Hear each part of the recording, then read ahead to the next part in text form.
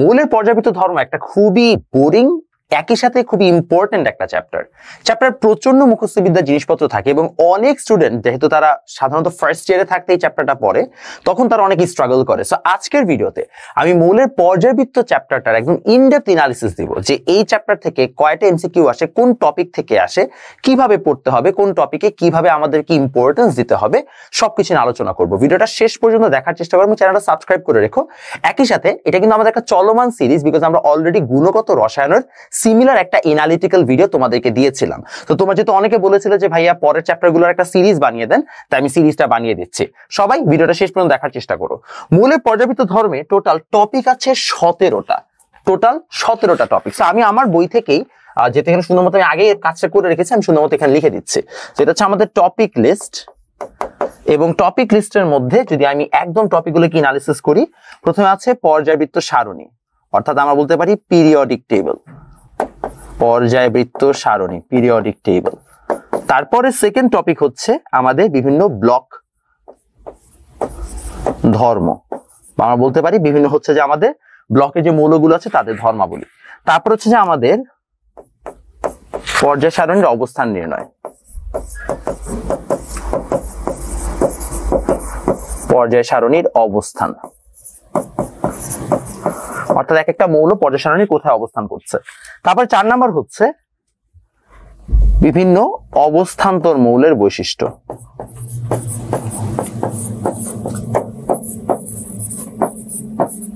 তারপরে আমাদের আছে মূলত সমযোজী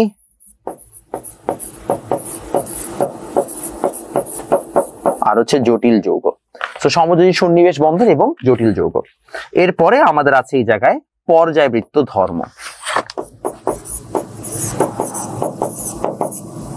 আসলে চ্যাপ্টারটা এত বড়, একটা স্লাইডে আটানো কষ্ট, বাট সমস্যা নেই, আমরা পুরো স্লাইডটা কমপ্লিট করে আজকে ছাড়বো। পর্যায়বৃত্ত ধর্মের পরে আমাদের আছে অক্সাইডস, বিভিন্ন ধরনের আমাদের অক্সাইডস আছে। তারপরে আমাদের আছে হচ্ছে মূলত এই জায়গায় রাসায়নিক বন্ধন,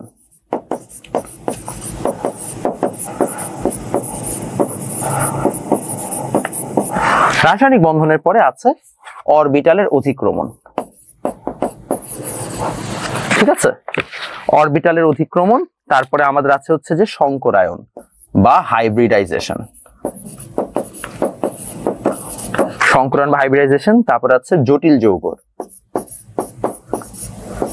জটিল যৌগের হাইব্রিডাইজেশন। তারপরে আমাদের এটা পরে আছে মৌলের ডায়াগোনাল সম্পর্ক বা কর্ণধর্ম, ডায়াগোনাল রিলেশন। এরপরে আমাদের এখানে আছে polarity and polar ion.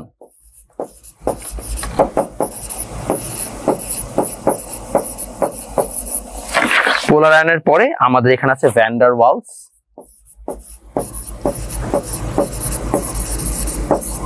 Van der ওয়ালসের পর আমাদের আছে হাইড্রোজেন বন্ধন ও বরফের গঠন, হাইড্রোজেন এন্ড আইস। এরপরে আমাদের এখানে আছে হচ্ছে এসও প্লি ব্লক মৌলের রাসায়নিক বৈশিষ্ট্য।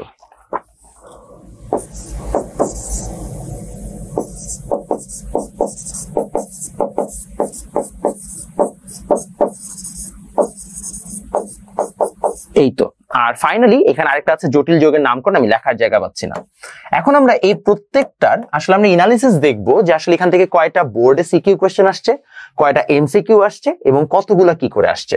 সো আমরা প্রথমে দেখছি বোর্ড এমসিকিউ, যে কোন টপিকে কয়টা করে কোয়েশ্চেন আছে। যেহেতু আমার বই অলরেডি ফুল অ্যানালিসিসটা দেওয়া আছে, এর জন্য আমার জন্য আসলে বুঝতে সহজ হবে, তাই আমি এখান থেকে তোমাকে ডিরেক্টলি বলে দিচ্ছি। টোটাল আমাদের বোর্ডের এই জায়গায় এমসিকিউ কোয়েশ্চেন আছে, মানে আমি যদি বিগত 15 সাল পর্যন্ত একদম 23 থেকে 15 সবগুলো সালের কোয়েশ্চেন যদি আমি অ্যানালিসিস করি, তাহলে ইন টোটাল আমার কাছে বোর্ড কোয়েশ্চেন আমি দেখতে পাচ্ছি আছে 452টা।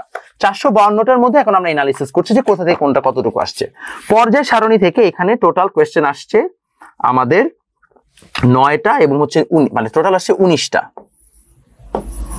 ঠিক আছে, আমি ইংলিশে লিখি তাহলে ভালো, 19। টোটাল আমরা 452টা কোয়েশ্চেন নিয়ে আলোচনা করছি। 19টা কোয়েশ্চেনের পরে আমাদের এখানে এস ব্লক অর্থাৎ ব্লক ধর্মের যদি আমি বৈশিষ্ট্য দেখি, তাহলে ব্লক ধর্মের উপরে বেসিস করে আমাদের টোটাল কোয়েশ্চেন আসছে হচ্ছে যে অ্যারাউন্ড অনেকগুলো, অর্থাৎ 60 কোয়েশ্চেন্স। 60টা কোয়েশ্চেনের পরে আমাদের পর্যাবৃত্ত ধর্ম থেকে কোয়েশ্চেন আসা শুরু করেছে।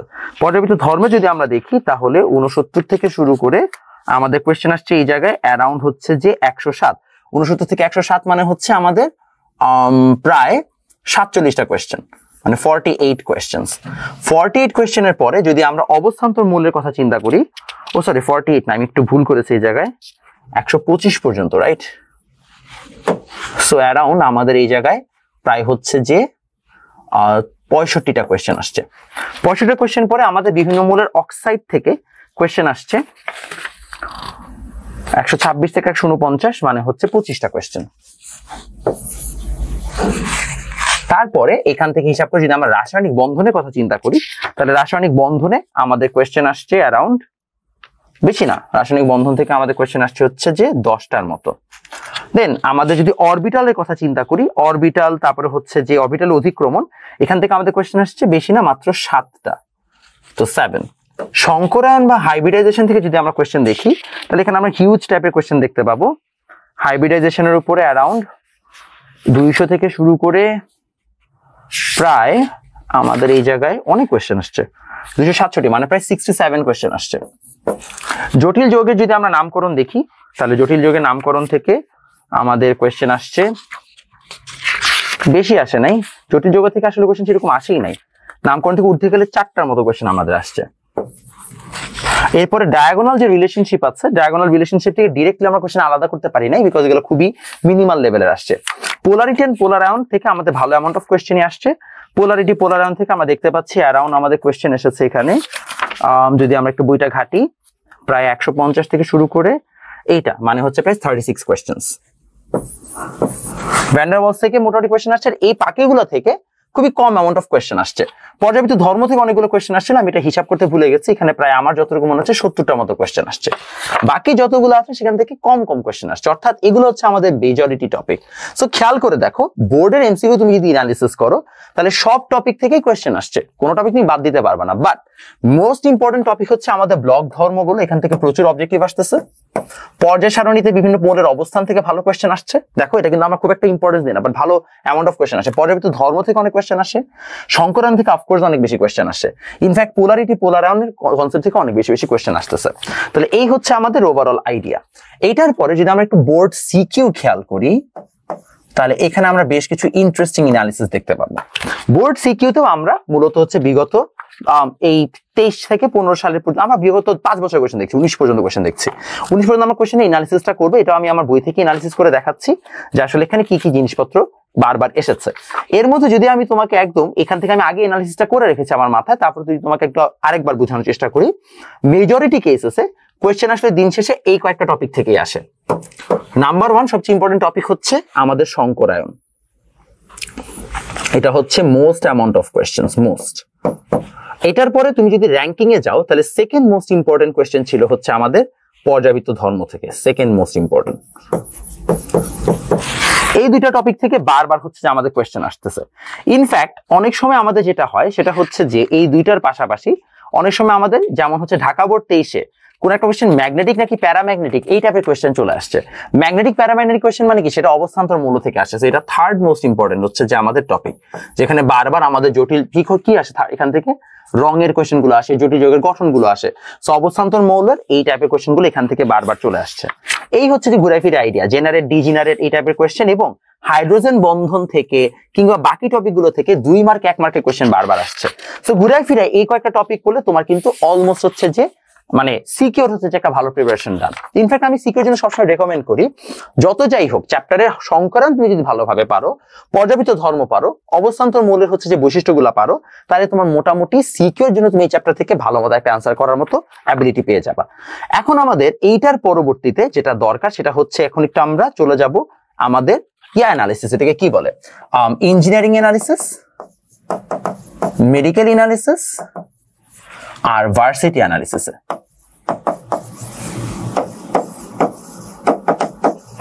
এই জায়গায় হচ্ছে ক্যাচাল, এই জায়গায় ক্যাচাল এই কারণে যে যখন আমরা ইঞ্জিনিয়ারিং, ভার্সিটি এবং মেডিকেল অ্যানালিসিসে যাব তখন কিন্তু আমরা দেখতে পাবো যে আসলে কোয়েশ্চেন গুলো আর আগের মতো নাই। তখন কোয়েশ্চেনগুলো যথেষ্ট চেঞ্জ হয়ে গেছে। ফর এক্সাম্পল, মেডিকেলের ক্ষেত্রে আমার এনালিসিস মতে দেখা গেছে পর্যাবৃত্ত ধর্ম থেকে মেজরিটি কোয়েশ্চেন এসেছে, পর্যাবৃত্ত ধর্ম থেকে প্রচুর পরিমাণে কোয়েশ্চেন আসছে।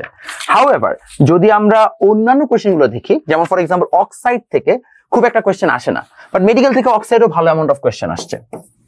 আবার ভার্সিটি বা ইঞ্জিনিয়ারিং এ অক্সাইড থেকে কত কোয়েশ্চেন আমরা আসতে দেখি নাই। ইঞ্জিনিয়ারিং এ বেশিরভাগ কোয়েশ্চেন আসছে আমাদের সংকরায়ন থেকে।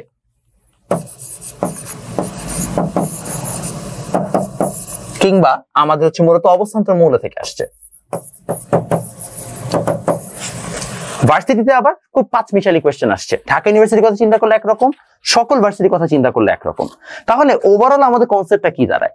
কনসেপ্টটা হচ্ছে এই চ্যাপ্টারে যে 17টা টপিক আছে, এমসিকিউতে এগেন তুমি কোনোটা বাদ দিতে পারতেছো না, যেটা গুণগত রসায়নের ক্ষেত্রেও হয়েছে। এমসিকিউতে অ্যাডভাইস তুমি যেটা বাদ দিতে পারো সেটা হচ্ছে লাস্টের দিকে যে টপিকগুলো আছে, এসপি, রাসায়নিক বৈশিষ্ট্য কিংবা জটিল যৌগের নামকরণ, তোমার খুব প্যারা মনে হইলে হয়তো ওগুলো তুমি বাদ দিতে পারবা। বাট বাকি যে টপিকগুলো আছে, অর্থাৎ চ্যাপ্টারের প্রথম দিককার টপিক ব্লক ধর্ম, রাসায়ন ব্লক ধর্ম থেকে প্রচুর পরিমাণে এমসিকিউ কিন্তু এই ইঞ্জিনিয়ারিং এবং ভার্সিটিতে বারবার আসে।